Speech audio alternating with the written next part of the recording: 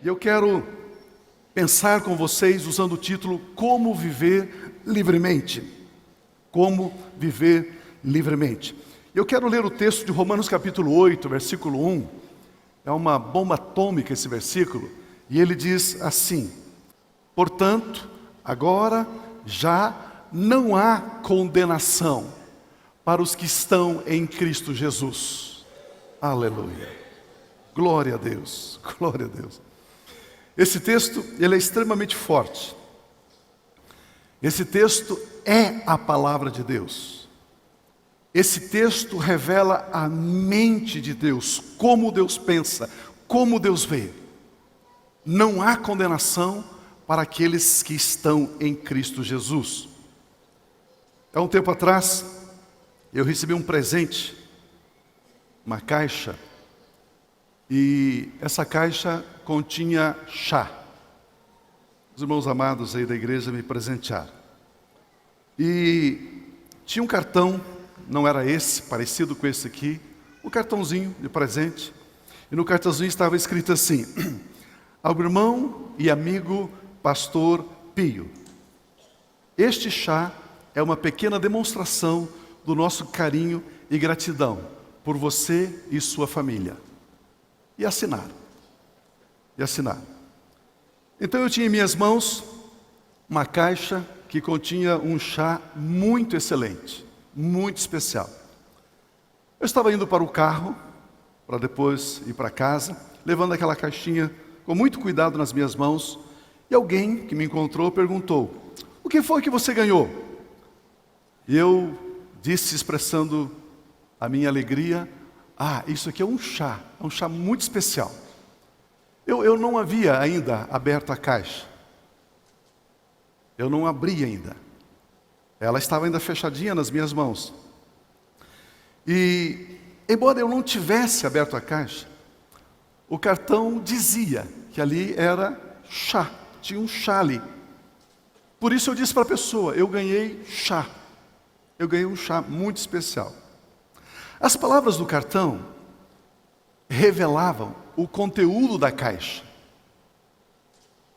Mesmo eu não tendo aberto a caixa, mas porque estava escrito no cartão, eu dizia que dentro da caixa tinha chá, mesmo sem ter visto o chá. Com a Bíblia é a mesma coisa. Com a Bíblia Sagrada é a mesma coisa. Portanto, agora já nenhuma condenação há para os que estão em Cristo Jesus. É um texto. Só que esse texto aponta para uma verdade, para uma realidade profunda, concreta, tangível, poderosíssima. Interessante que estas palavras, elas declaram muito, muito, muito. Eu cheguei em casa, fervi água, abri a caixa, preparei um chazinho e saboreei, experimentei um chá maravilhoso, sem adoçante e sem açúcar, é claro, só o chá. Especial, para que eu pudesse comprovar o que estava escrito naquele cartão. Eu tive que abrir a caixa, eu tive que ferver a água, eu tive que misturar o chá naquela água, eu tive que esperar o processo acontecer e depois colocar numa xícara de porcelana bem fininha, e tomar um chazinho assim, muito especial, muito gostoso, muito bom. A minha pergunta é: ao ler a Bíblia, você está abrindo a caixa? Ou você lê o cartão e diz: recebi o chá, e deixa a caixa do lado e diz: eu tenho um chá, mas você nunca desfruta do conteúdo. Nunca experimenta o conteúdo. Quando nós lemos esse texto, nós precisamos abrir a palavra, ler a palavra, crer na palavra, receber em nossos corações. Daí então, só então, desfrutaremos de tudo o que a palavra de Deus contém. Aleluia! Portanto, agora, já não há condenação para os que estão em Cristo Jesus. Essas palavras declaram um conteúdo, apontam para uma substância. Essas palavras estão dizendo algo muito, mas muito importante para todos quantos creem e recebem a Cristo Jesus. Esse texto está dizendo que aqueles que estão em Cristo não há mais penalização, reprovação, culpa de qualquer espécie. Por isso, eu quero nesta hora com vocês abrir a Bíblia Sagrada, desfrutar das delícias, como é que podemos viver sem condenação, como viver livremente. Aleluia, aleluia. Nesse texto que acabamos de ler, a Bíblia Sagrada mostra claramente a existência de dois tempos ou de duas épocas. Então eu vou agora abrir a caixa com você, ok? Esse texto fala de dois tempos, fala de duas épocas. Vamos começar a saborear o conteúdo desse texto. Eu posso lhes garantir que nós estamos vivendo no melhor tempo dentre todos os tempos que a humanidade já viveu. Diga pelo menos um amém. Nós estamos vivendo no melhor tempo dentre todos os tempos. Desde Adão até hoje nós vivemos o melhor tempo. Pois agora nós vivemos em um tempo conhecido como depois de Cristo. DC, depois do nascimento, depois da morte, depois da ressurreição, depois da ascensão de Cristo Jesus. É nesse tempo que nós estamos vivendo. É muito claro o que a Bíblia diz aqui. Portanto, agora já não há mais. Essa expressão faz uma distinção entre outro tempo. Se ele diz agora já não há mais, significa que antes havia condenação. Mas agora já não há mais condenação. Esse texto está dividindo épocas, eras, tempos. Antes havia condenação, mas agora não há mais. E o texto é muito claro em dizer porque antes havia condenação e agora não há mais. Nenhuma condenação há para os que estão em Cristo Jesus. Aqui está a diferença. Cristo Jesus é o personagem que divide o tempo. A história diz assim: antes de Cristo, AC, tempo de condenação. Depois de Cristo, DC, tempo sem condenação. Antes de Cristo, a humanidade vivia debaixo de condenação. E as pessoas não tinham escolha, elas não podiam sair de debaixo da condenação. Mas mesmo assim, as pessoas que viveram de Adão até Jesus, elas viveram debaixo de condenação, mas mesmo assim, Deus mostrou compaixão e amor e não executou a condenação sobre aqueles que viveram antes de Cristo. Deus não executou a condenação. Sabia disso?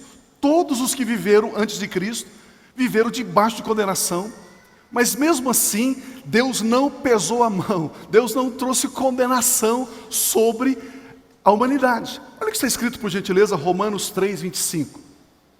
Eu vou pular a parte A do versículo.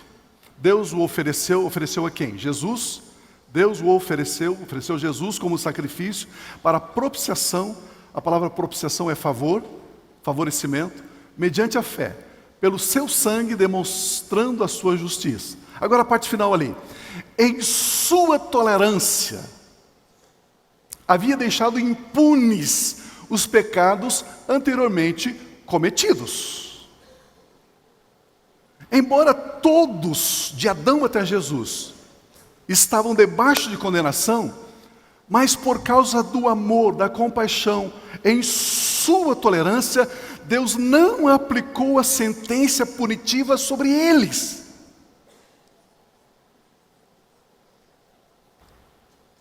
Deus não puniu. Deus, sendo justo, não levou em conta os pecados anteriormente cometidos. Isto fala que Deus não puniu aqueles que viveram antes de Cristo e que mereciam a punição. Não há condenação. É o que está escrito no cartão da caixa de chá. Não há condenação. Abrindo a caixa de chá, nós encontramos um Deus cheio de amor, cheio de graça, um Deus maravilhoso, não dando aos homens que viveram antes de Cristo a condenação que eles mereciam. Os pecados anteriormente cometidos aqui refere-se antes de Cristo, pois o homem não tinha escapatória, como eu disse. O homem não podia escolher viver debaixo da condenação, ou fora, ou livre da condenação. Pio, que condenação é essa que está sobre a humanidade? É a condenação por causa do pecado de Adão e Eva. Romanos capítulo 3, versículo 23 diz assim: pois todos pecaram, estão destituídos, afastados, alijados da glória, da presença de Deus. Romanos 5,12 fala assim: portanto, da mesma forma como o pecado entrou no mundo por um homem, e pelo pecado entrou a morte. Queridos, eu e você não sabemos lidar com a morte, sabemos? É confortável lidar com a morte? Não. É horrível lidar com a morte, porque Deus não planejou para mim, para você, Deus não planejou para a humanidade a morte. A morte é algo terrível, anômalo, não nos pertence.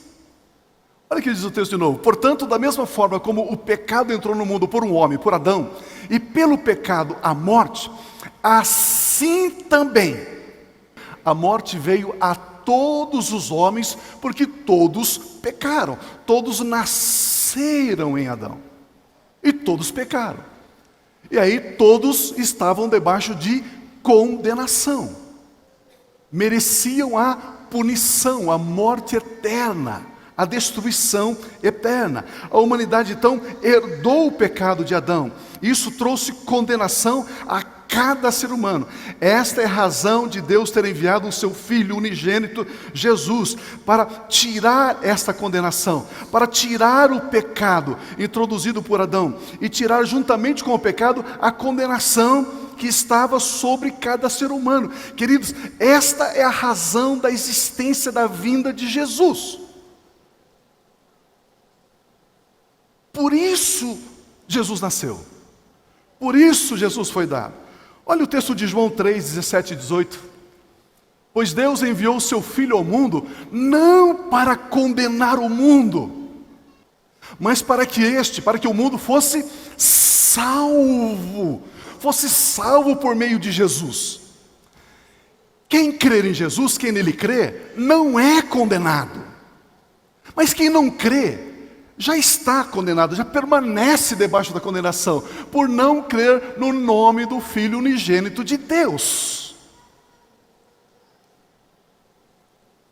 Jesus veio não para condenar, porque o homem já estava debaixo de condenação, por causa do pecado de Adão e Eva. Ele veio para salvar o mundo. E o texto diz: quem nele crê não é condenado.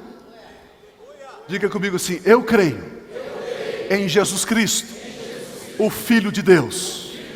Pronto, você não é condenado.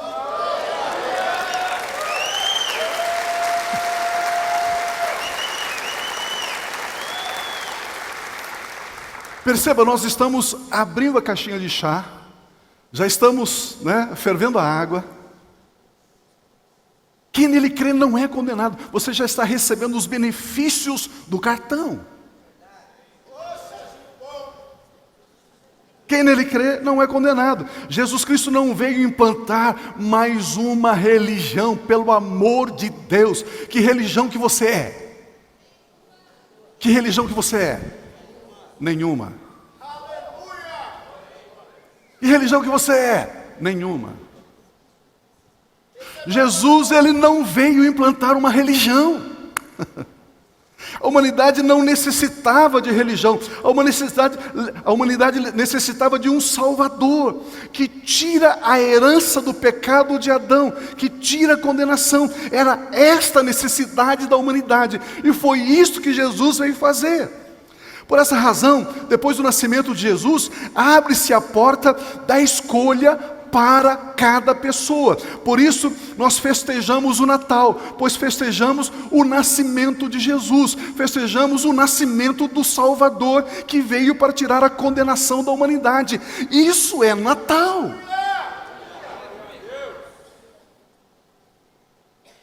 Natal não é Papai Noel, Natal não é árvore, Natal não é presente, Natal não... Isso é um desdobramento. Natal sabemos que Jesus nasceu, e Ele veio para tirar a condenação, tirar o pecado do mundo. Eis o Cordeiro de Deus que tira o pecado do mundo. Ele tirou ou não? Por que você está tão preocupado com aquilo que Ele já tirou?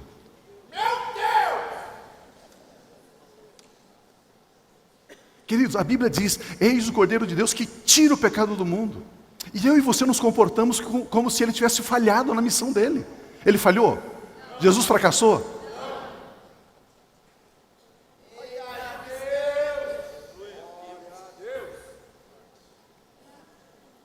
Ao crer e receber a obra de Cristo Jesus. Qual obra, Pio? Os feitos de Jesus. Quais feitos, Pio? Jesus nasceu da Virgem Maria. Jesus cresceu na cidade de Nazaré.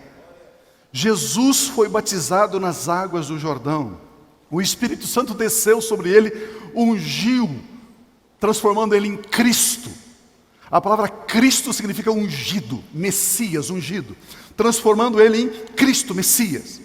O Espírito Santo o impeliu para o deserto. Ele vence a tentação, ele volta no poder do Espírito, andou por toda parte fazendo bem. Ele foi crucificado, levou sobre si os nossos pecados, foi sepultado. No terceiro dia ele ressuscitou, ficou 40 dias sobre a terra, foi levado aos céus, está sentado à direita do Pai e brevemente voltará.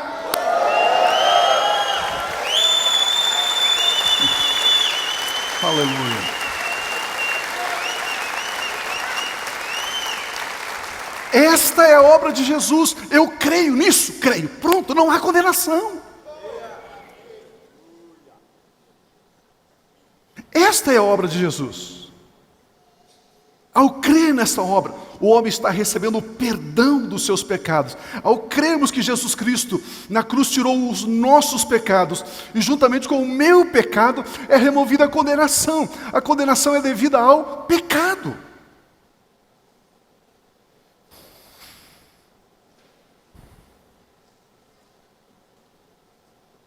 Romanos capítulo 1, até Romanos capítulo 5, versículo 12. Deixa eu dar uma aula de teologia para vocês. Vocês que gostam de ser teólogos. Romanos capítulo 1, até o capítulo 5, versículo 12. Paulo escreve pecado no singular.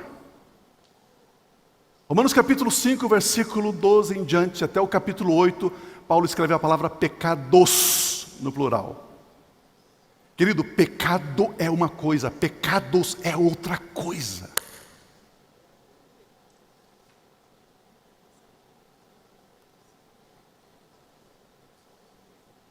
Não adianta fazer uma salada com as frutas da estação e depois colocar uma cabeça de cebola no meio. Você estraga toda a salada.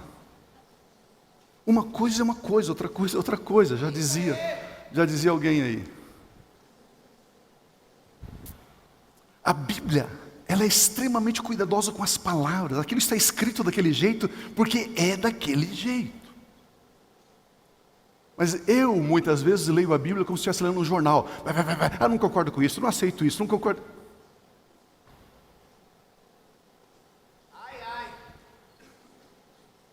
Ao crermos na obra de Jesus, ao recebermos o perdão dos nossos pecados, ao crermos que Jesus Cristo na cruz tirou o meu pecado, juntamente com o meu pecado foi removida a condenação, está escrito: quem nele crê não é condenado. Quem crer em Jesus Cristo é declarado justo por Deus Pai. Ou quem rejeitar a obra de Cristo Jesus permanece debaixo da condenação. Vamos imaginar, aqui está Jesus, e aqui é antes de Cristo e aqui é depois de Cristo. Se eu não crer em Cristo, eu tiro Cristo, eu permaneço como se eu estivesse ainda debaixo do pecado do primeiro Adão. Eu anulo a obra de Cristo. Se eu creio, eu me apoio, eu me ancoro, a minha fé está na obra de Jesus. Se eu não creio, eu tento com as minhas obras agradar a Deus. Não funciona. É por isso que sempre dizemos que cristianismo não é religião, pois a nossa salvação não se baseia em obras. Todas as religiões da terra ensinam que o homem pode se salvar tendo um bom comportamento, fazendo o bem. Aí então ele poderá ter o perdão dos pecados e agradar aos seus deuses. Ele pode queimar incenso, ele pode meditar, ele pode abraçar a árvore, ele pode ficar debaixo de pirâmide, de cromoterapia, de luzes não sei o quê. Isso vai salvar o homem. As religiões diz: o seu esforço te salva. O cristianismo diz: Jesus Cristo te salva. Essa é a diferença. O que a Bíblia fala é diferente. A nossa salvação não se baseia nas nossas obras de retidão, na nossa justiça própria, mas sim em crer que Jesus Cristo morreu na cruz para tirar o pecado daqueles que nele crê. Vamos entender melhor. Vamos, esse assunto é tão importante, é tão central, eu quero me aprofundar um pouquinho. Vamos lá? Aperte os cintos aí que nós vamos decolar. E não é decolar.com, ok? Romanos 5,18 diz assim: consequentemente, assim como uma só transgressão resultou na condenação de todos os homens, assim também um só ato de justiça. De quem esse ato de justiça, amados? De quem? Jesus. Mais alto, de quem? Jesus. Agora para o inferno ouvir: de quem? Jesus.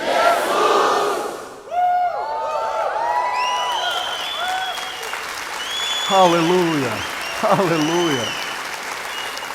Um só ato de justiça resultou na justificação que traz vida a todos os homens. E a religião diz que são os seus atos de justiça que te justifica. Mas a Bíblia Sagrada diz que é o ato, um só ato de justiça de Jesus que me justifica. Fala ou não falo? Fala ou não falo? Fala ou não falo? Fala ou não falo? Quantos atos de justiça, de bondade você praticou para ser salvo? Quantos? E por que você acha que praticando algum erro você vai perder a salvação?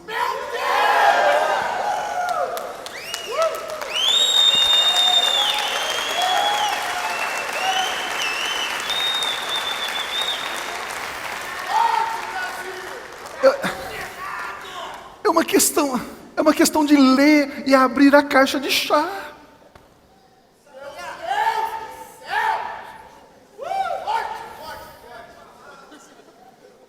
Olha o que diz o versículo 19. Logo, assim como por meio da desobediência de um só homem. Desobediência de quem? Coloca Eva junto aí, Adão e Eva. Assim como por meio da desobediência de um só homem, muitos foram feitos pecadores, merecedores da condenação.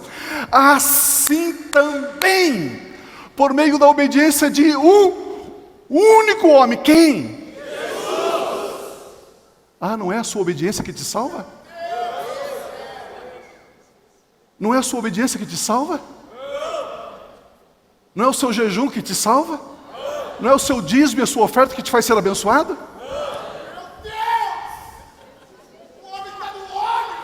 Olha o que está escrito lá. Por meio da obediência de um único homem, muitos serão feitos justos. Por que não todos serão feitos justos? Porque muitos. O texto não diz que todos serão feitos justos, mas muitos. Quem são os muitos? São aqueles que creem na obra de Jesus, recebe, confessa Jesus como Senhor e Salvador. Estes são os muitos.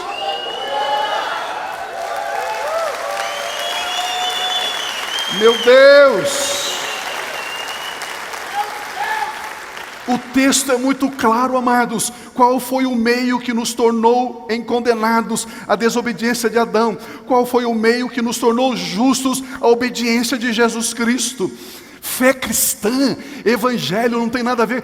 Estou falando de salvação. A minha salvação não tem nada a ver com a minha obediência. Tem a ver com a obediência de Cristo.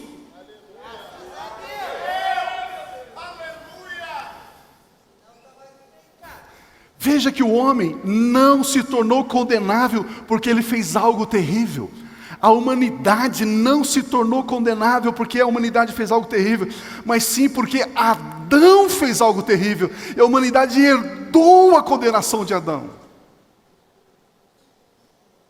Você não é pecador porque você peca, você é pecador porque você herdou o pecado de Adão.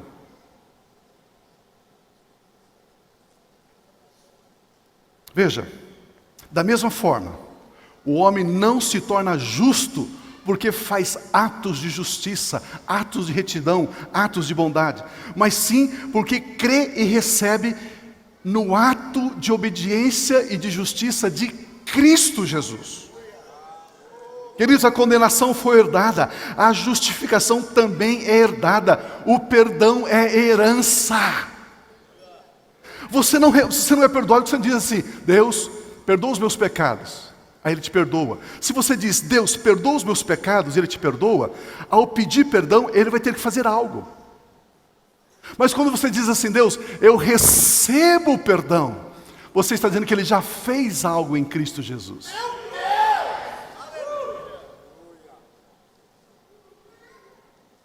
Por isso o perdão é herança.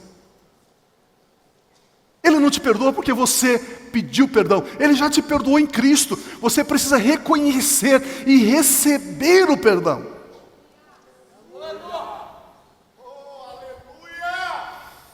Vamos aprofundar aqui. A diferença é que a primeira herança maldita veio sobre todos. É muito fácil de entender isso. Muito fácil, muito fácil.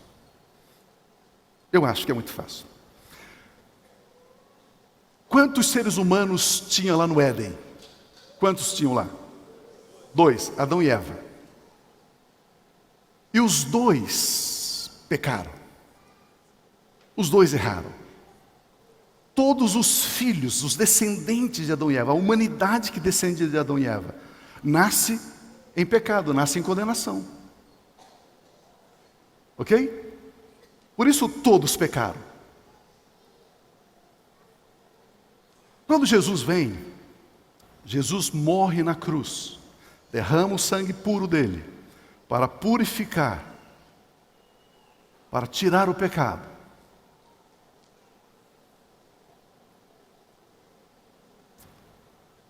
É um pouco mais complicado, mas...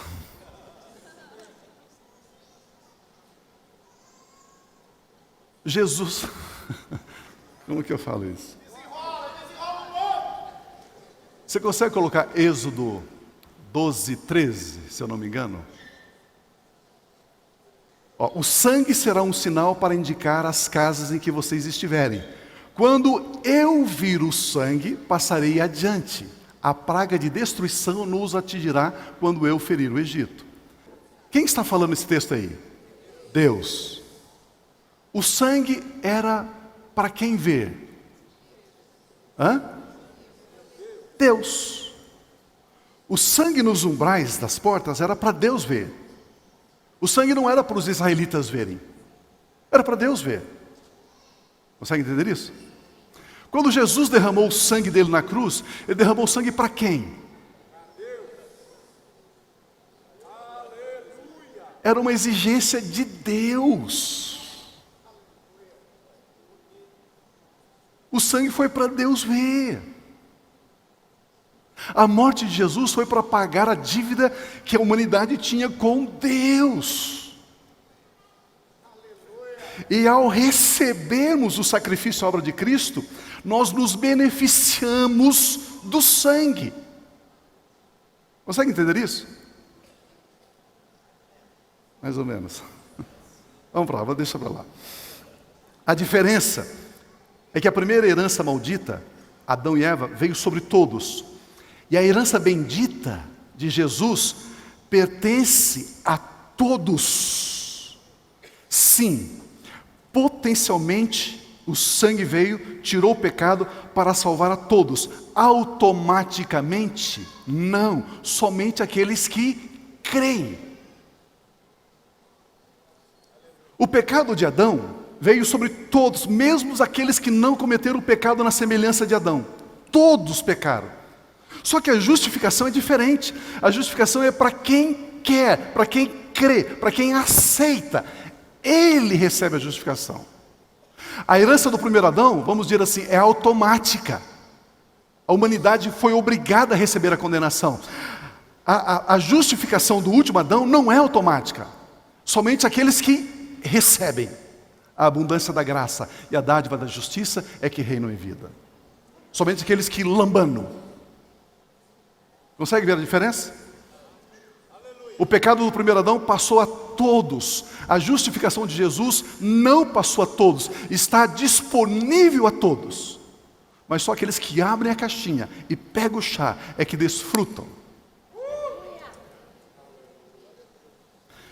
Por não entendermos essas verdades, existe um número imenso de pessoas que odeiam a Deus. Por pensarem que é Deus quem pune a humanidade com doenças, mortes, guerras, violência, dores, sofrimentos. Se Deus é um Deus de amor, por que a humanidade sofre, as pessoas dizem? Já viu essas perguntas? É que as pessoas não sabem, que o que causou todo este mal foi a escolha errada de Adão e Eva. O erro de Adão é que trouxe condenação, sofrimento, morte a toda a humanidade. Não é Deus quem causa sofrimento às pessoas, mas sim é um ato de desobediência de Adão que tem causado sofrimento às pessoas. Mas mesmo assim, Deus não ficou passivo diante do sofrimento da humanidade. Deus agiu de uma maneira extraordinária, maravilhosa, para livrar o homem da condenação, para livrar o homem do sofrimento. João 3,16 diz o que Deus fez, porque Deus tanto amou o mundo, que deu o seu Filho unigênito, para que todo aquele que nele crer não pereça, mas tenha vida eterna. Deus não aceitou a condenação sobre a humanidade, Ele agiu, dando o que Ele tinha de melhor. Deu o seu Filho. Como as pessoas podem dizer que Deus pune as pessoas com sofrimento, se Ele deu o seu Filho unigênito para morrer como um condenado na cruz e tirar o pecado e a condenação da humanidade? A Bíblia diz, mas o amor de Deus se manifestou salvador através de seu Filho Jesus Cristo. Jesus foi dado para que você viva sem condenação. Jesus foi dado para que você viva livremente. Jesus foi dado para que você tenha paz com Deus. Jesus foi dado para que você possa chamar Deus de Pai, Abba, Pai, Pai Celestial.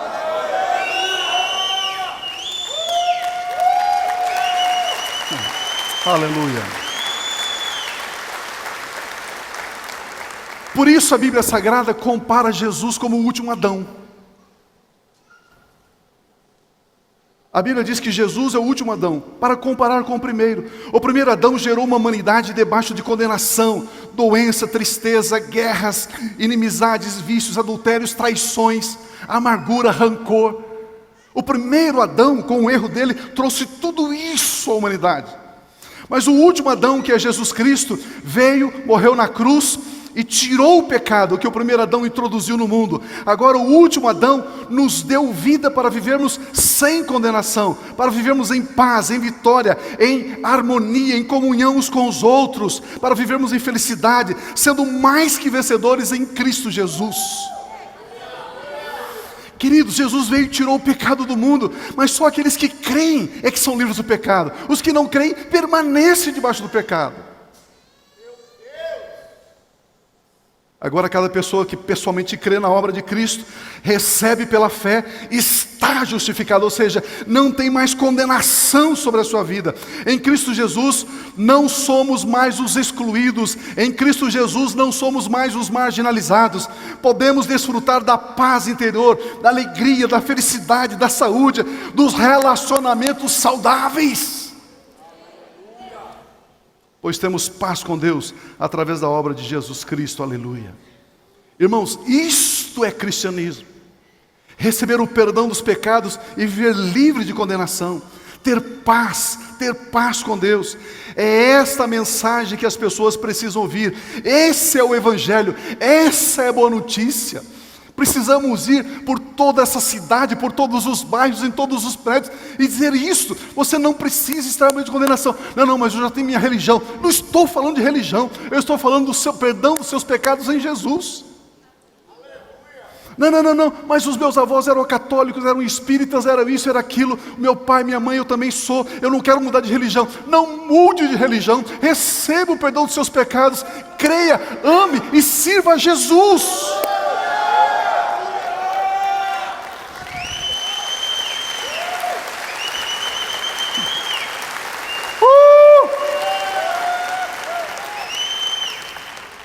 Queridos, quando nós pararmos de oferecer uma religião às pessoas, quando nós pararmos de oferecer regras de comportamento às pessoas, quando nós pararmos de oferecer esquisitices culturais às pessoas, e quando oferecermos Jesus Cristo de Nazaré, que perdoa e tira o pecado do mundo, as pessoas receberão o perdão, nascerão de novo, serão novas criaturas em Cristo Jesus, e já agora nenhuma condenação haverá sobre a vida deles.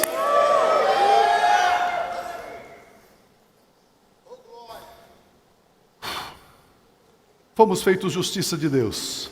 2 Coríntios 5, 21, diz assim: Deus tornou pecado por nós aquele que não tinha pecado. Vê que está no singular ali, não é pecados, pecado. Para que nele, em Cristo, nos tornássemos justiça de Deus. Diga assim: eu sou a justiça de Deus pela fé em Cristo Jesus. Mais uma vez, eu sou a justiça de Deus pela fé em Cristo Jesus. Ao crermos, recebermos a obra de Cristo Jesus, fomos feitos justiça de Deus, nos tornamos em quem Deus sempre desejou que fôssemos: retos, justos, santos, isso mesmo, filhos amados de Deus, sem condenação. Vamos aprofundar um pouquinho. Olha o que diz aqui o versículo 17 e 18. Mas graças a Deus, Romanos, mas graças a Deus, porque embora vocês tenham sido escravos do pecado, olha o tempo verbal, embora vocês tenham sido, isso é presente, futuro, passado. No passado, éramos o quê? Escravos do pecado. Passaram a obedecer de coração a forma de ensino que lhes foi transmitida. Olha o versículo 18. Vocês foram libertados do pecado e tornaram-se servos, escravos da justiça. Deixa eu explicar aqui. O que é a justiça aqui na Bíblia? Dikaiosune, no grego a palavra.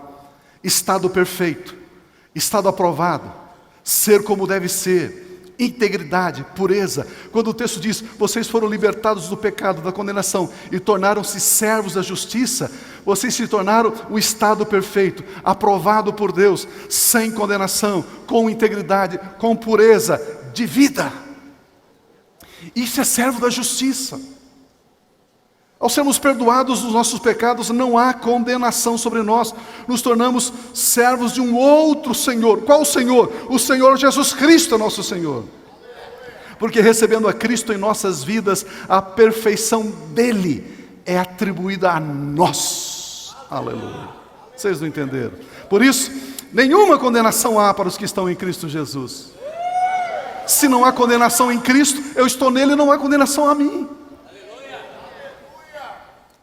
Romanos 6, 22 diz assim: mas agora que vocês foram libertados do pecado e se tornaram escravos de Deus. Escravos de quem? Servos de quem? O fruto que colhe leva a...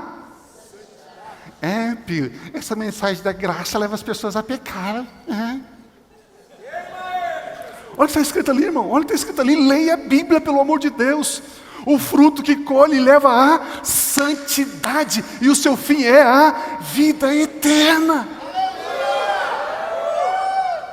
É por isso que nós pregamos. Pregamos o quê? As boas notícias, o Evangelho. Cada pessoa que habita sobre a face da terra precisa ouvir esta mensagem. Não sofra mais, vivendo debaixo do peso da condenação. Jesus Cristo veio para tirar a condenação que estava sobre as pessoas. Cada pessoa pode viver livre, sem culpa, sem opressão, sem medo de Deus. Não vamos colocar o peso de desempenho sobre os cristãos. Não vamos pregar que se não fizermos isto ou aquilo, não podermos manter a salvação. Deus não deu a salvação para nós nos esforçarmos em mantê-la. Se eu tentasse pagar aqueles irmãos que me deram a caixinha de chá, eu teria recebido o chá como presente? E por que você tenta pagar a sua salvação?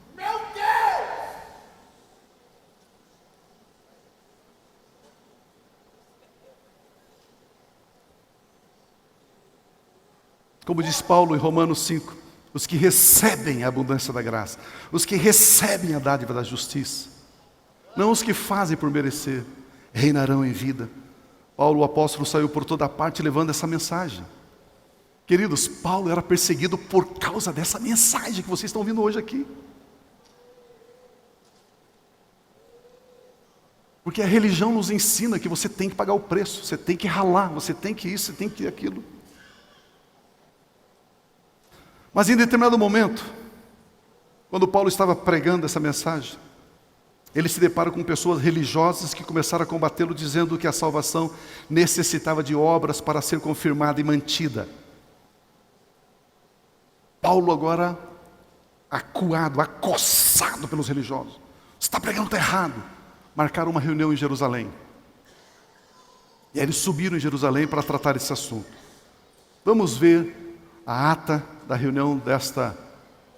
dessa reunião lá em Jerusalém. Atos capítulo 15, diz assim: alguns homens desceram da Judéia para Antioquia e passaram a ensinar aos irmãos: se vocês não forem circuncidados conforme o costume ensinado por Moisés, não poderão ser salvos. Isso levou Paulo e Barnabé a uma grande contenda e discussão com eles. Assim, Paulo e Barnabé foram designados, junto com outros, para irem a Jerusalém, tratar dessa questão com os apóstolos e com os presbíteros de Jerusalém. A igreja os enviou e, ao passarem pela Fenícia e por Samaria, contaram como os gentios tinham se convertido. Essas notícias alegraram muito a todos os irmãos. Chegando a Jerusalém, foram bem recebidos pela igreja, pelos apóstolos, Pedro, Tiago, João, pelos presbíteros, a quem relataram tudo o que Deus tinha feito por meio deles. Então se levantou alguns do partido religioso dos fariseus, que haviam crido e disseram: é necessário circuncidá-los e exigir deles que obedeçam à lei de Moisés, senão eles não serão salvos. Tem alguém exigindo alguma coisa de você para você ser salvo?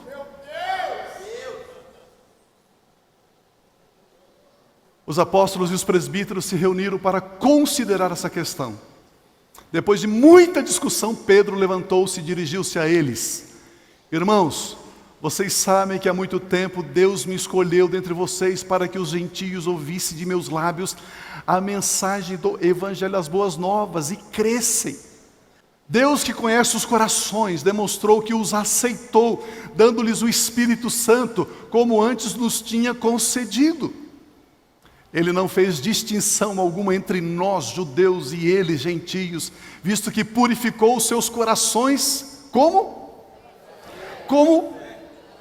Como que os nossos corações são purificados? Pela fé em quê? Pela fé na obra de Cristo. Não, eu vou colocar uma cruz nas costas, eu vou caminhar, vou até a cidade tal, aí eu serei purificado. É assim que somos purificados? Não. Olha o próximo versículo. Então, por que agora vocês estão querendo tentar a Deus, pondo sobre os discípulos um jugo que nem nós, judeus, nem nossos antepassados conseguiram suportar? Quando você diz que a pessoa tem que fazer isso para ser abençoada, você está fazendo o quê? Tentando Deus. Líder, apacentador, cuidado com os seus conselhos. Olha o que diz o texto. De modo nenhum, cremos que somos salvos pela graça de nosso Senhor Jesus, assim como os gentios também. Toda a assembleia ficou em silêncio, enquanto ouvia Barnabé e Paulo falando de todos os sinais e maravilhas que, por meio deles, Deus fizera entre os gentios. Quando terminaram de falar, Tiago tomou a palavra e disse: irmãos, ouçam-me. Simão nos expôs como Deus, no princípio, voltou-se para os gentios, a fim de reunir dentre as nações um povo para o seu nome. Concordam com isso as palavras do profeta, conforme está escrito: depois disso voltarei e reconstruirei a tenda, o tabernáculo caído de Davi, reedificarei as suas ruínas e a restaurarei. Para quê? Para que o restante dos homens busque o Senhor, e todos os gentios sobre os quais tem sido invocado o meu nome, diz o Senhor, que faz estas coisas, aleluia, conhecidas desde os tempos antigos. Portanto, julgo que não devemos pôr dificuldade aos gentios que estão se convertendo a Deus. Ao contrário, devemos escrever a eles, dizendo-lhes que se abstenham de comida contaminada pelos ídolos, da imoralidade sexual. Eu estou na graça, eu posso viver adultério. Pode? Pode? Da imoralidade sexual, da carne de animais estrangulada, carne sufocada. Você destronca o frango e come aquele sangue do frango. Não faça isso. Como é aquela galinha, o molho pardo com sangue? Não coma isso, ele está dizendo. Não faça isso.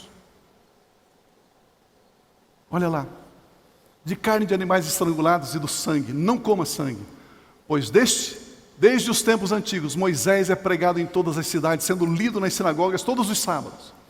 Então os apóstolos e os presbíteros, com toda a igreja, decidiram escolher alguns dentre eles e enviá-los a Antioquia com Paulo e Barnabé. Escolheram Judas, chamado Barsabás, e Silas, 2 líderes entre os irmãos. Com eles enviaram a seguinte carta: os irmãos, apóstolos e presbíteros, aos cristãos gentios que estão em Antioquia, na Síria, na Cilícia, no Brasil, no Paraná, em Curitiba, saudações.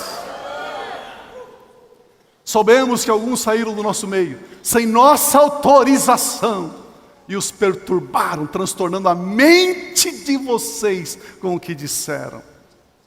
Assim concordamos todos em escolher alguns homens e enviá-los a vocês com nossos amados irmãos Paulo e Barnabé, homens que têm arriscado a vida pelo nome do Senhor Jesus Cristo. Portanto, estamos enviando Judas e Silas para confirmarem verbalmente o que estamos escrevendo. Pareceu bem ao Espírito Santo de Deus e a nós não impor a vocês nada, além das seguintes exigências necessárias: que se abstenham de comida sacrificada aos ídolos, do sangue, da carne de animais estrangulados e da imoralidade sexual. Vocês farão bem em evitar essas coisas, que tudo lhes vá bem. Que tudo lhes vá bem.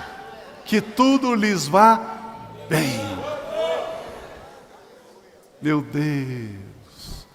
E eu te garanto que eu não escrevi isso ontem, viu? Isso aí está aí há 2000 anos. Eu vou terminar.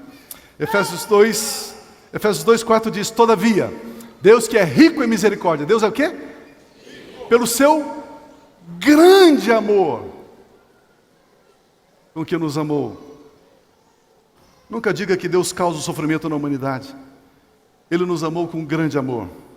Olha o versículo 8. Pois vocês são salvos pela graça por meio da fé. Isso não vem de vocês, é dádiva, é dom de Deus, não por obras, para que ninguém se glorie, porque somos criação, meu Deus, somos criação de Deus, realizada em Cristo. Agora você não descende do primeiro Adão, agora você descende do último Adão.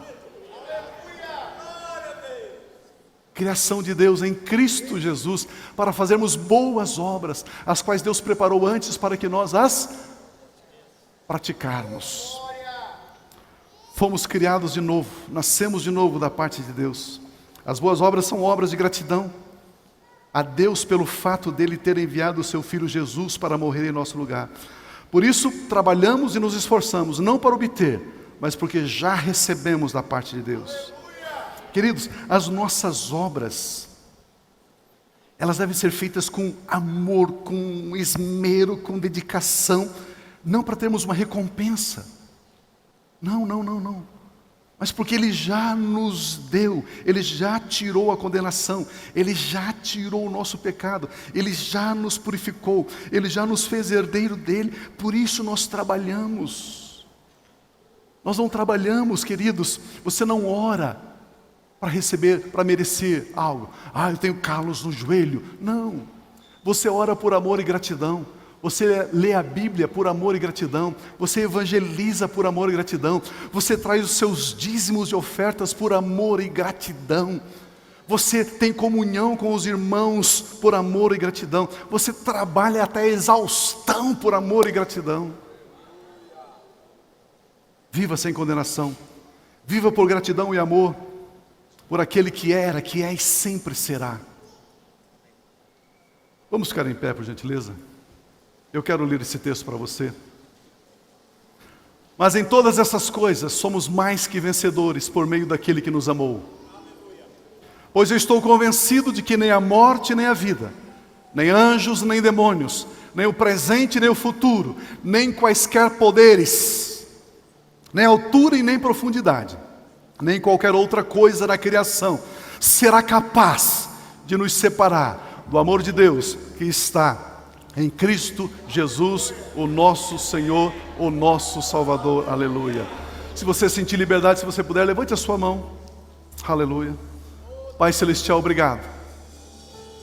Obrigado porque podemos não só ficar no cartão, no bilhete, mas podemos abrir a Tua Palavra. Podemos mergulhar na Tua Palavra e receber, e receber, e receber aquilo que o Senhor tem nos dado gratuitamente em Cristo Jesus. Por isso, Pai, eu digo sobre a vida do meu irmão, sobre a vida da minha irmã: vocês são benditos do Senhor. Vocês são geração eleita, sacerdócio real, nação santa, povo adquirido, para ir e proclamar esta verdade àqueles que ainda não conhecem. Que o amor de Deus, o nosso Pai, a graça do nosso Senhor e Salvador Jesus Cristo, as consolações do Espírito Santo de Deus, seja com cada um de vocês, a cada instante da sua vida e desta semana. Que a abundância do reino de Deus flua, livre e abundantemente, através do que você falar, através do que você tocar, e que você manifeste o amor de Deus e as consolações do Espírito Santo, hoje e sempre. Amém, amém, amém, amém.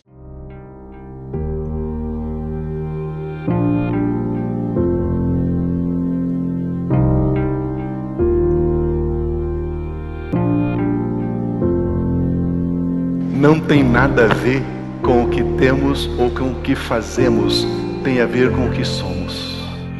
A mesma vida que Jesus tem, a mesmíssima, a mesma natureza, a mesma essência, a mesma vida, a vida incriada, o Zoe, a vida eterna, a mesma vida Deus colocou dentro de você. E você avança com absoluta certeza e segurança, porque você sabe quem você é. E quando você sabe quem você é, e quando você é maravilhoso. Como é bom